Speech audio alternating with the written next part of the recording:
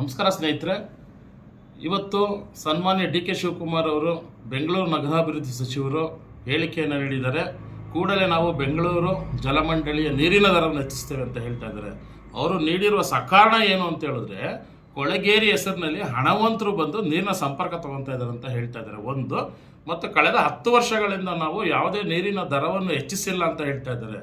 ಇದೆರಡು ಕಾರಣಗಳನ್ನು ನೋಡಿದ್ರೆ ನಿಜಕ್ಕೂ ಅಸಹ್ಯ ಅನಿಸುತ್ತೆ. ಇವತ್ತು ಕೊಳಗೇರಿಗಳು ಇವತ್ತು ನೀರಿನ ಸಂಪರ್ಕ ಉಚಿತವಾಗಿ ಕೊಟ್ಟಿರೋದು ಕೇವಲ ಕೊಳಗೇರಿಗಳಲ್ಲಿ ಮಾತ್ರ. ಆದರೆ ದೆಹಲಿ ರಾಜ್ಯದಲ್ಲಿ ಇಡೀ ದೆಹಲಿಯ ಜನತೆಗೆ ನಾವು 20,000 ಲೀಟರಷ್ಟು ಕುಡಿಯುವ ನೀರನ್ನು ಕೊಟ್ಟಿದ್ದೀವಿ. ನೀವು ಅಷ್ಟೊಂದು ಗನಂಧಾರಿ ಕೆಲಸವನ್ನು ಮಾಡುವ ಅವಶ್ಯಕತೆ ಇಲ್ಲ ಡಿ ಕೆ ಶಿವಕುಮಾರ್ ಅವರೇ.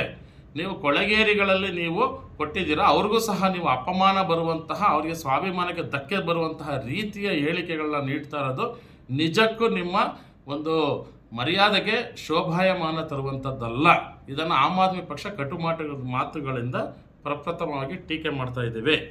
ತದನಂತರದಲ್ಲಿ ಇವತ್ತು ನೀರಿನ ಸೋರಿಕೆ, ಪೈಪ್ಲೈನ್ಗಳಲ್ಲಿ ಜಲಮಂಡಳಿಯ ನೀರಿನ ಸೋರಿಕೆ 35% ಇದೆ ಅಂತ ನಿಮ್ಮ ಜಲಮಂಡಳಿಯವರೇ ತಮ್ಮ ಪ್ರತಿ ವರ್ಷದ ಒಂದು ಏನು ಅವರು ರಿಪೋರ್ಟ್ ಕೊಡ್ತಾರೆ ವರದಿಯಲ್ಲಿ ಸ್ಪಷ್ಟವಾಗಿ ಹೇಳಿದೆ. ಮತ್ತು ನೀವು ಪ್ರತಿ ವರ್ಷ ನೀರಿನ ಸೋರಿಕೆಗಾಗಿ ಸಾವಿರಾರು ಕೋಟಿ ರೂಪಾಯಿಗಳನ್ನ ಏನಕ್ಕೆ ಖರ್ಚು ಮಾಡ್ತಾ ಇದ್ದೀರಾ ಅನ್ನೋದು ಇವತ್ತು ನೀವು ಬೆಂಗಳೂರಿನ ಜನತೆಗೆ ಉತ್ತರ ಕೊಡಬೇಕಾಗುತ್ತೆ.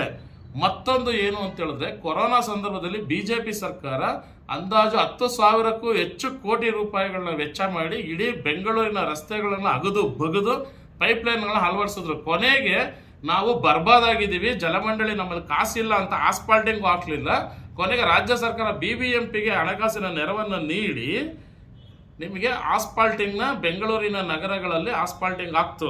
ಒಂದು, ನೀವು 40% ಕಮಿಷನ್ ಅಂತ ಹೆಸರು ಹೇಳ್ಕೊಂಡು ಬಂದಂತಹ ಡಿ ಕೆ ಶಿವಕುಮಾರ್ ಯಾಕೆ ಕೊರೋನಾ ಸಂದರ್ಭದಲ್ಲಿ BJP ಮಾಡಿದಂತಹ ಈ ಗನಂಧಾರಿ ಭ್ರಷ್ಟಾಚಾರ ಪ್ರಕರಣ ಯಾಕೆ ಇನ್ನೂ ತನಿಖೆ ಕೈಗೊಂಡಿಲ್ಲ? ಅದನ್ನು ತನಿಖೆ ತಗೊಬೇಕು. 5ನೇ ಹಂತದ ಕಾವೇರಿ ನೀರು ಸಂಪರ್ಕ ಯೋಜನೆಯಲ್ಲಿ ನೀವೇ ಅನೇಕ ಬಾರಿ ಹೇಳಿದ್ದೀರ ಕಾಂಗ್ರೆಸ್ ಇದರಲ್ಲಿ ಸಾಕಷ್ಟು ಅವ್ಯವಹಾರಗಳಾಗಿದೆ ಅಂತ. ಅದನ್ನು ಸಹ ನೀವು ತನಿಖೆಗೆ ಒಳಪಡಿಸಬೇಕಾಗುತ್ತೆ. ನೀರಿನ ಸೋರಿಕೆ ಇವತ್ತು ತಡೆಗಟ್ಟಬೇಕಾಗುತ್ತೆ, ಅಕ್ರಮ ಸಂಪರ್ಕಗಳನ್ನ ತಡೆಗಟ್ಟಬೇಕಾಗುತ್ತೆ. ನಿಮ್ಮ ಜಲಮಂಡಳಿಯಲ್ಲಿ ಇದ್ದಂತಹ ಲಾರ್ಸನ್ ಅಂಡ್ ಟ್ಯೂಬ್ರೋ ಅಂತಹ ಒಂದು ಪ್ರತಿಷ್ಠಿತ ಕಂಪನಿ ನಿಮಗೆ ನಿಮ್ಮ ನೀರಿನ ಸೋರಿಕೆ ಪ್ರಮಾಣವನ್ನು ಸಾಕಷ್ಟು ತಗ್ಗಿಸಿತ್ತು. ಕಳೆದ 5 ವರ್ಷಗಳಿಂದ ನಿಮ್ಮ ಜೊತೆ ಅವ್ರು ಯಾಕೆ ಒಡಂಬಡಿಕೆ ಮಾಡ್ಕೊಂಡು ಕಾಂಟ್ರಾಕ್ಟ್ ಮಾಡ್ಕೊಂಡು ಬೆಂಗಳೂರು BWSSB ಕೆಲಸ ಮಾಡ್ತಾ ಇಲ್ಲ? ನಿಮ್ಮ ಲಂಚದ ಹಾವಳಿ, ನಿಮ್ಮ ಭ್ರಷ್ಟಾಚಾರ ಹಾವಳಿಯಿಂದಾಗಿ ಅಂತಹ ಒಳ್ಳೆ ಕಂಪನಿ ದೂರ ಹೋಯ್ತಾ? ಬೆಂಗಳೂರು ಜನತೆಗೆ ನೀವು ತಕ್ಷಣ ಉತ್ತರ ಕೊಡಬೇಕು. ಶುದ್ಧ ಕುಡಿಯುವ ನೀರು ಬಂದು ಪ್ರತಿಯೊಬ್ಬ ನಾಗರಿಕನ ಸಂವಿಧಾನ ಹಕ್ಕು ಅನ್ನೋದನ್ನು ನೀವು ಮರಿಬಾರ್ದು. ಈ ಎಲ್ಲ ವಿಚಾರಗಳನ್ನ ಇಟ್ಕೊಂಡು ನೀವೇನೇನ ಮತ್ತೆ ನೀವು ಬೆಂಗಳೂರಿನ ಜಲಮಂಡಳಿಯ ನೀರಿನ ದರನ ಏರಿಕೆ ಮಾಡ್ತೀನಿ ಅಂತ ಹೇಳಿದ್ರೆ ಬೆಂಗಳೂರು ಜನ ನಿಮ್ಮನ್ನು ಕ್ಷಮಿಸಲ್ಲ. ಆಮ್ ಆದ್ಮಿ ಪಕ್ಷ ಒಂದು ದೊಡ್ಡ ಮಟ್ಟದ ಹೋರಾಟಕ್ಕೆ ಇಳಿಯುತ್ತೆ ಅಂತ ಈ ಸಂದರ್ಭದಲ್ಲಿ ನಾನು ಎಚ್ಚರಿಕೆ ನೀಡ್ತಾ ಇದ್ದೇನೆ. ಧನ್ಯವಾದಗಳು ಗೆಳೆಯರೇ.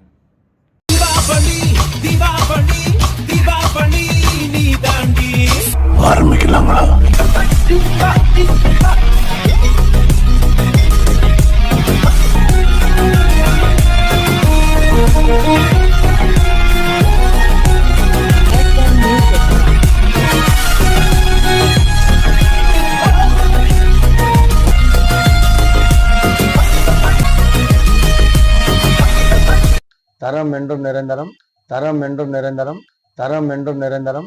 வாங்க